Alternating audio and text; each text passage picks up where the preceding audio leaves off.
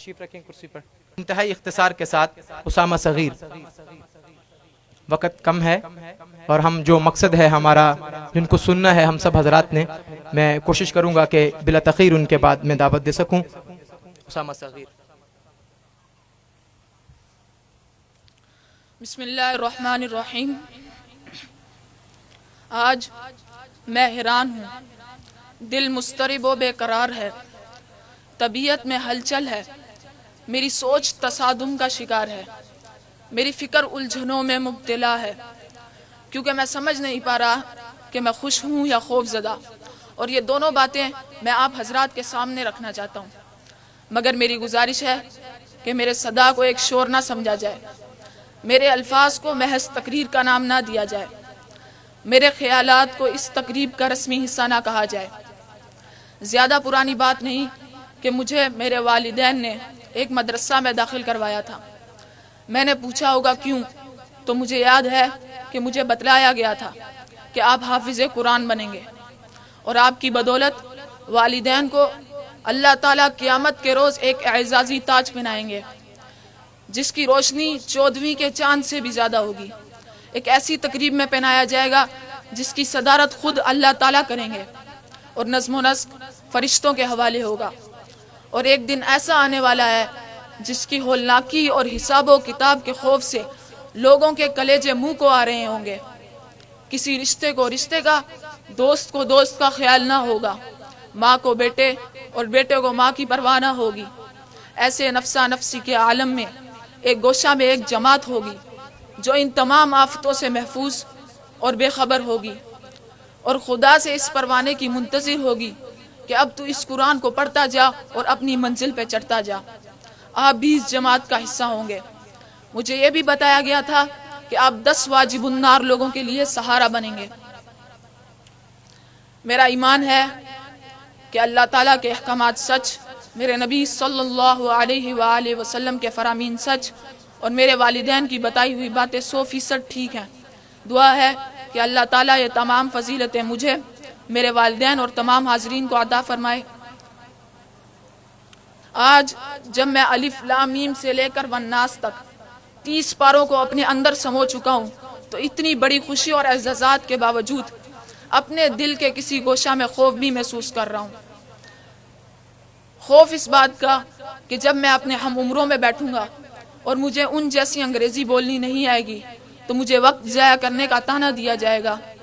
خوف اس بات کا کہ جب میرے اسکول امتحانات میں خلاف توقع نمبر آئیں گے اور کہا لگا کر حافظوں کا مذاق اڑایا جائے گا.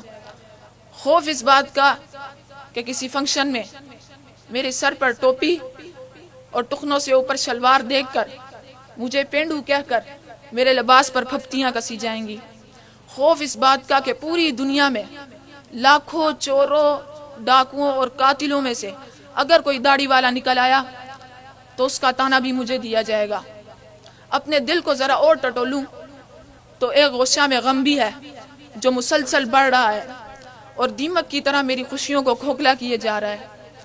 غم یہ ہے کہ آج سے میرا شمار ان لوگوں میں ہونے لگے گا جسے پاکستان کا ہر بڑا چھوٹا، ان پڑھ، جاہل، دقیانوس، قدامت پسند، رجعت پسند، شدت پسند، انتہا پسند، تفرقہ باز جیسے بدبودار الفاظ بڑی آسانی سے کہہ ڈالتا ہے. دل کے چھوٹے سے لوتھڑے میں جہاں ایک گوشے میں خوف ہی خوف ہو اور دوسرے گوشے میں غم منڈلا رہا ہو، وہ خوشیوں کا بسیرا کیسے ہوگا؟ میں نے جب بھی خوش ہونا چاہا تو خوف اور غم نے میری مسکراہٹوں کو اجاڑ کر رکھ دیا. کیونکہ نام نہاد روشن خیال طبقہ جو رزق کی فراوانی یا پھر ذاتی دلچسپی کے باعث روزانہ الیکٹرانک میڈیا سے مستفید ہو کر اپنے علم میں اضافے کے ساتھ ساتھ ان کی معلومات پر یقین محکم بھی رکھتا ہے، ان کی نظر کرم میں میں صرف دہشت گرد ہی نہیں بلکہ تمام موجودہ ملکی مسائل اور ترقی کی راہ میں رکاوٹ میں اور میرے ہم نوا ہیں. اگر آپ حضرات کی اجازت ہو اور دل پر ہاتھ رکھ کر سن سکیں تو میں یہاں تک بھی کہنے کی جسارت کروں گا کہ داڑھی، مولوی اور حافظ قرآن کے بارے میں ہمارے ہی خیالات نے اسلامی جمہوریہ پاکستان میں ایک غیر مسلم قوم کو اس قدر موقع فراہم کیا کہ انہوں نے ایک نہتے بے قصور پر اس لیے ڈنڈے برسائے کیونکہ وہ دیندار ہے. रस्सियों से बांध कर नंगे जिस्म को सरेआम घसीटा कि उसके चेहरे पे सुन्नत रसूल है। जिस्म पर तेल छिड़क कर खाकिस्तर टुकड़ों को डंडों की नोक से आसमान की तरफ उछालते रहे कि उस पे दीन इस्लाम की तबलीग का भी इल्ज़ाम है। जली हुई लाश को ठुड्डे मारे क्योंकि वह हाफिज कुरान है। मैं आप हजरात के सामने रस्मी तकरीर नहीं बल्कि अपने मेहमानी खसूसी की खिदमत में अपने इस्तराब पेश करना चाहता हूँ कि हजरत मुझे समझाइए, क्या वाकई हम दकियानूस हैं? क्या हम बुनियाद परस्त हैं? क्या शलवार टुखनों से ऊपर रखना कदामत पसंदी है? क्या सर पर टोपी इस्लामी लिबास का हिस्सा नहीं? अगर किसी मुजरिम की दाढ़ी हो तो उसका ताने का हकदार भी मैं हूँ। क्या दीनी तालीम के बाद नाम निहाद रोशन ख्यालों को छठी हिस्स के जरिए हमारे जिस्म में कोई रद्दो बदल नजर आता है? अगर मैं सुन्नत के मुताबिक लिबास पहनूं तो क्या अंग्रेजी लिबास में मलबूस मेरे नबी की लिबास की तहकीर और तस्हीह कर सकते हैं?